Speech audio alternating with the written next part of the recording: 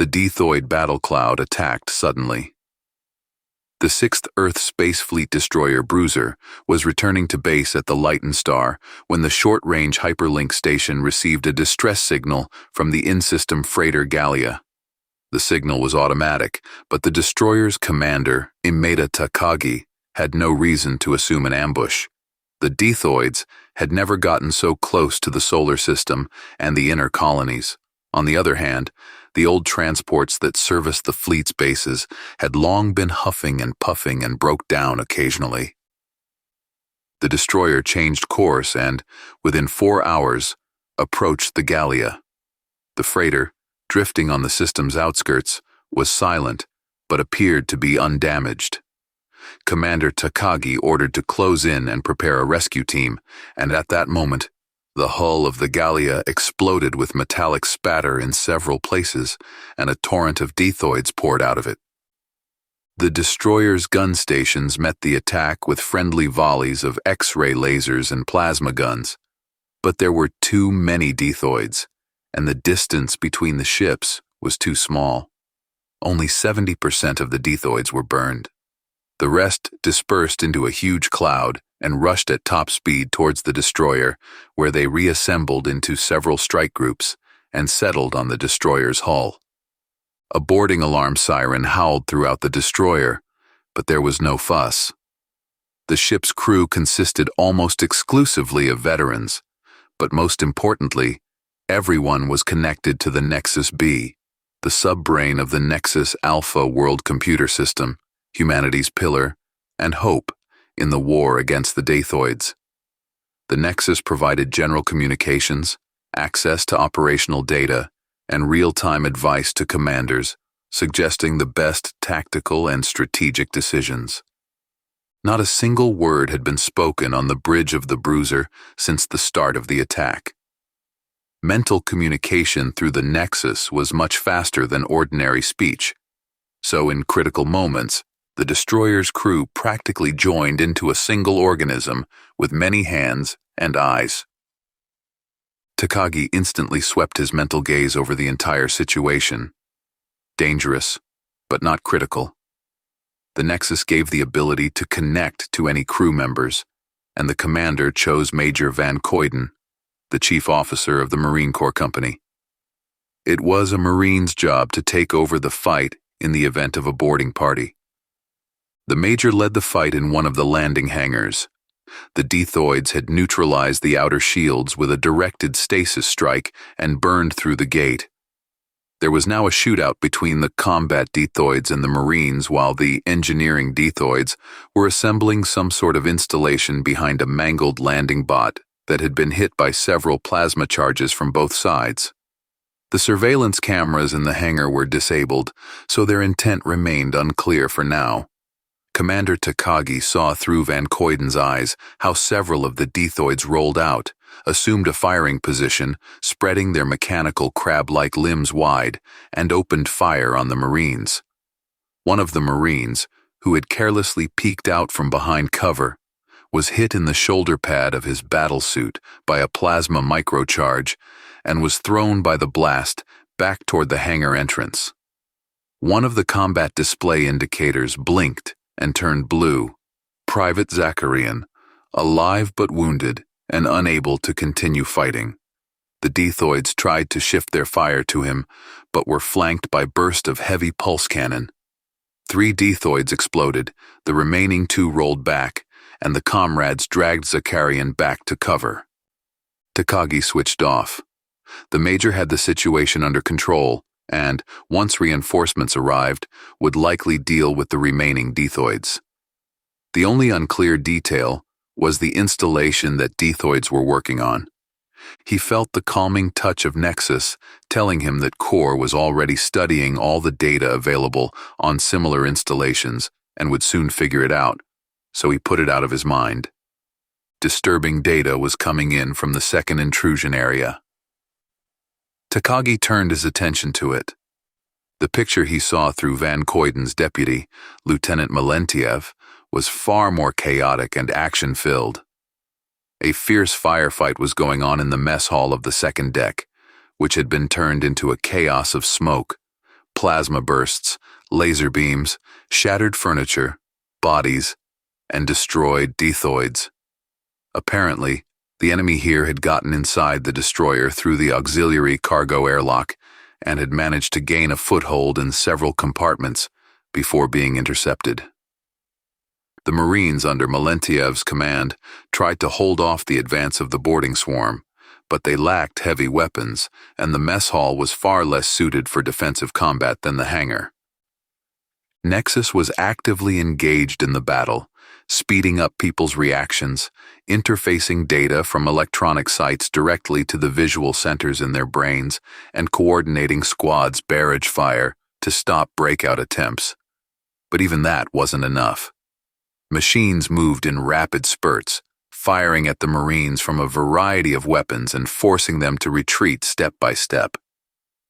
Takagi was about to order the lieutenant to withdraw his men to wait for reinforcements, but at that moment he was blinded by a bright flash, and communication with the lieutenant and all his men was lost. All their indicators turned red. The commander's first thought was that the Dethoids had used a tactical nuclear charge, but the Nexus reported no change in the ship's radiation levels. The 11th bay, where the mess hall was located, was immediately separated from the rest of the ship's interior by heavy blast-resistant bulkheads. But Takagi knew this would only temporarily delay the Dethoids, and had already begun issuing orders to organize the defense perimeter around the area captured by the boarding swarm. There was no data on what was going on inside. Apparently, all the defenders commanded by Lieutenant Melentiev had perished.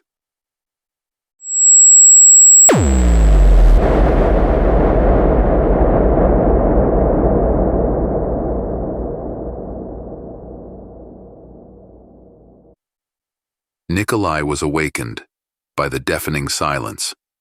For several agonizing seconds, he could not understand what had happened. It seemed that he had simultaneously gone deaf and blind. Finally, he realized that he could see a murky gray light, hear some rustling and clanking, and that the silence had dropped within his mind. The Nexus was gone. The constant stream of diverse information that everyone had heard since the age of 11, when the neural interface was implanted, the mental echoes of friends and colleagues transformed by the Nexus's omnipotent artificial intelligence into data packets, the background information from the Nexus itself, its coordinating presence, all was gone. Nikolai's consciousness became like a vast, empty cave filled with clear water, with small fish-like thoughts moving timidly in its dark corners, none daring to swim into the middle. Nikolai felt a wave of overwhelming panic flooding him, squeezing his throat and gripping his heart with an icy hand. For many years, no grown man or woman experienced that, since the Nexus had become an integral part of humanity. Even long-range scouts had always had a version of the great system with them. Their own little Nexus, a fail-safe assistant and advisor that merged with the central core at the first opportunity. Not really aware of what he was doing, Nikolai raised his hand to his face, which was suddenly covered with cold sweat, but his gloved hand bumped against the battlesuit's face shield, shaking off the dust from it, and Nikolai saw his surroundings. He was lying on the floor of a trashed, mangled mess hall, and around him stood a still ring of Dethoids that looked like grotesque, giant metallic insects. Nikolai didn't know what to do. He felt helpless without Nexus's fatherly guiding nudge. He lost his laser rifle, and all the suit's weapon systems were inaccessible as they were controlled through Nexus. Nikolai sat down carefully. The Dethoids, mostly combat models, though there were a few engineering variations, with lighter armament and additional equipment and sensors, stood motionless. Only the cameras moved, following the man's movement. The situation was strange.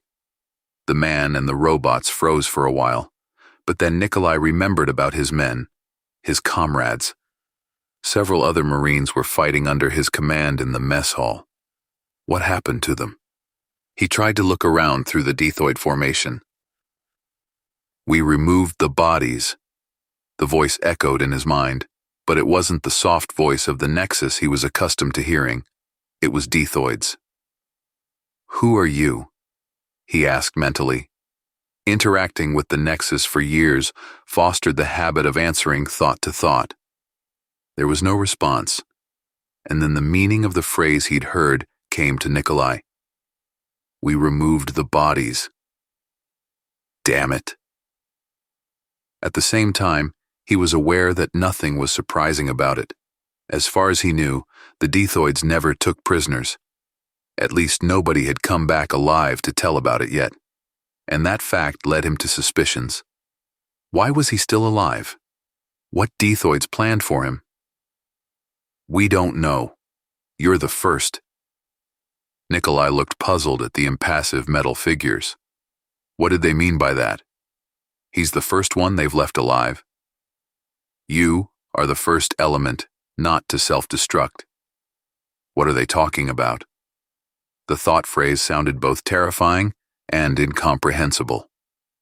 All bioelements always self-destruct before we can communicate. You're the first one to survive. A short video sequence, there is a firefight, flashes of gunfire and bursts. Then an engineer appears in the far doorway with some massive weapon that Nikolai has never seen before. The robot points the weapon inside the room, and all Marines suddenly stop firing, looking around in bewilderment.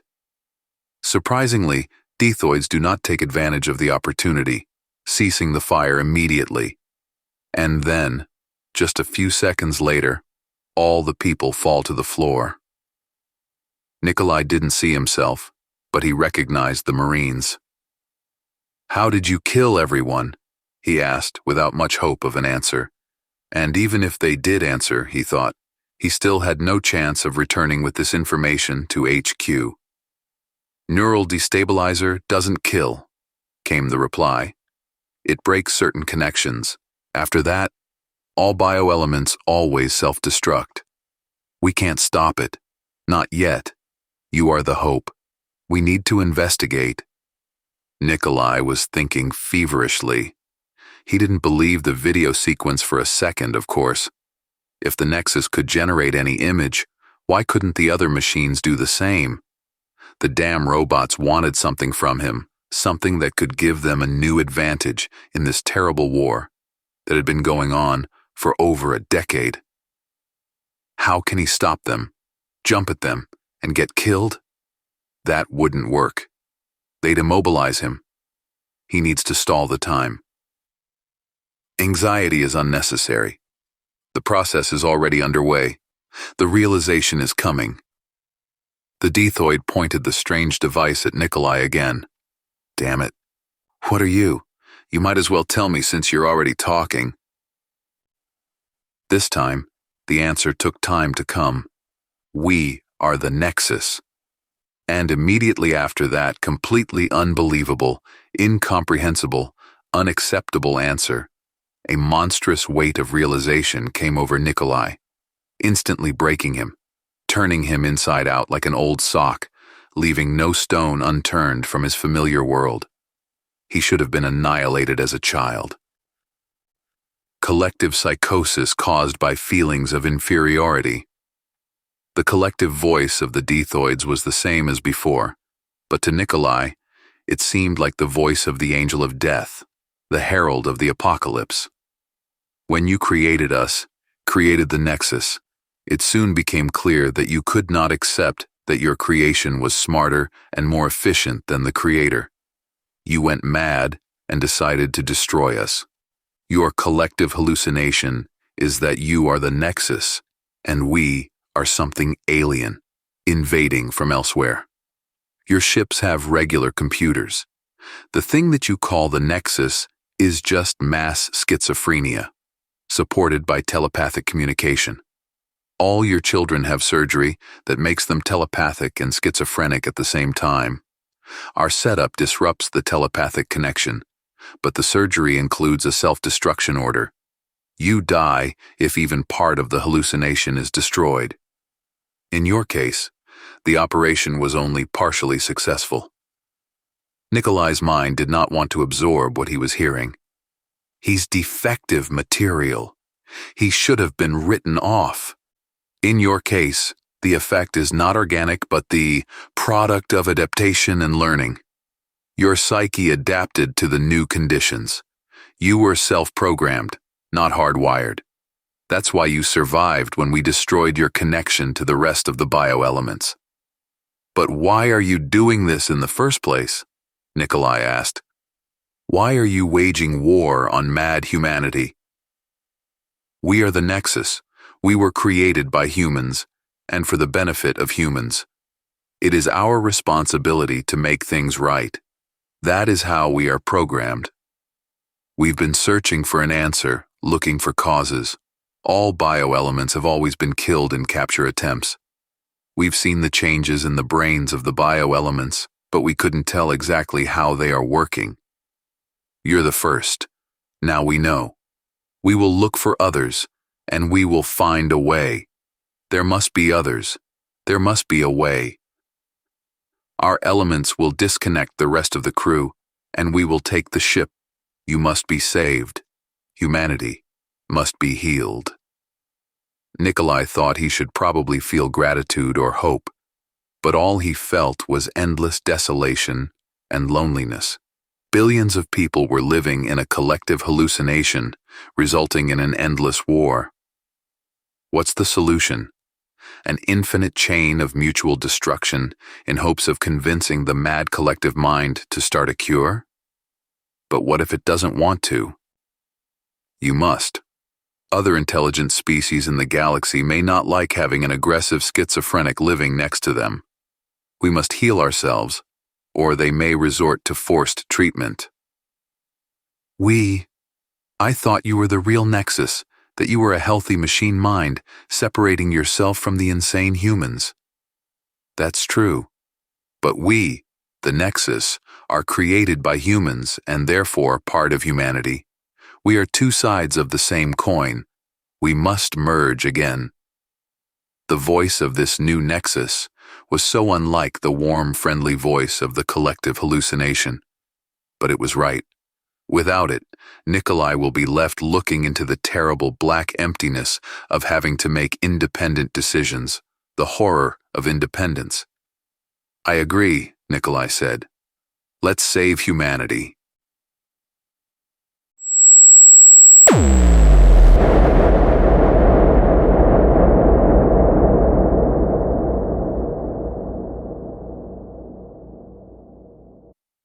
Commander Takagi woke up and immediately realized that the situation was critical. The monstrous, unaccustomed silence led him to conclude that the Dethoids had struck at the ship's heart. They destroyed the Nexus. Commander Takagi looked at the watch officer at the main controls. The man seemed generally okay, though slightly disoriented, which was understandable. Takagi was about to speak with him, but suddenly, he saw the officer's eyes widen, his face contorted as if from unbearable horror and pain. The next moment, the man fell to the floor lifelessly. Takagi rushed to him and grabbed his arm. There was no pulse. Behind the back, the commander heard the sound of more bodies falling. Takagi stood up and looked around helplessly. Everyone on the bridge was obviously dead. Some new weapon of the Dethoids? It could be. But why are all dead except him? Is he to be captured? No one's ever heard of a Dethoids taking prisoners. The lack of communication with the Nexus was confusing and depressing. The logical chains did not want to line up. The data hid somewhere in the deep recesses of memory, unwilling to respond to desperate requests. The commander glanced at the main control panel.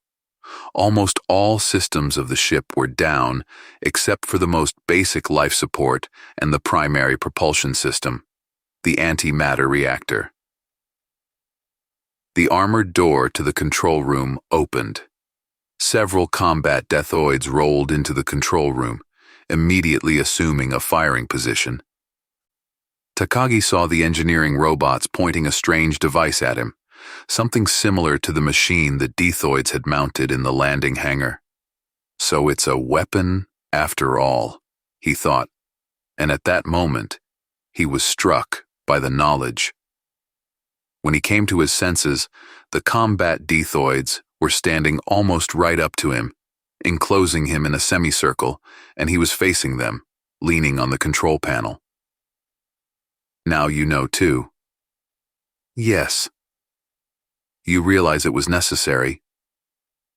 Yes. It's great luck that we found two such minds. We've never been able to do it before. I agree. You have taken it better than Nikolai. You're able to think on your own without the help of hallucinations. Takagi grinned. I am the commander of the ship. There is a strength in greater responsibility. But you believed it. Of course I did. I even remembered the faces of the surgeons. I dreamed about them for a while afterward. And you agree that drastic measures are required? Of course. Things have gone too far. Good. We are pleased that we were able to understand each other so quickly. Now, we must determine our next course of action. But first, we want to ask one question. Of course. You said you've been dreaming about surgeons. We don't have dreams, but we know humans can have nightmares. Did you have nightmares about them, like monsters? Captain Takagi shook his head and moved his left hand slightly. No. In my dreams, they came to me as beautiful deities who blessed me with the joy of communing with them and the Nexus. We are the Nexus. You've been communing with a hallucination. I know. That is why I require a drastic measure to come to peace with that fact. And Commander Takagi pressed the red button that deactivated the force fields of the antimatter vaults and turned the Dethoids, Lieutenant Melentiev, the commander, and the ship into a rapidly expanding blob of energy.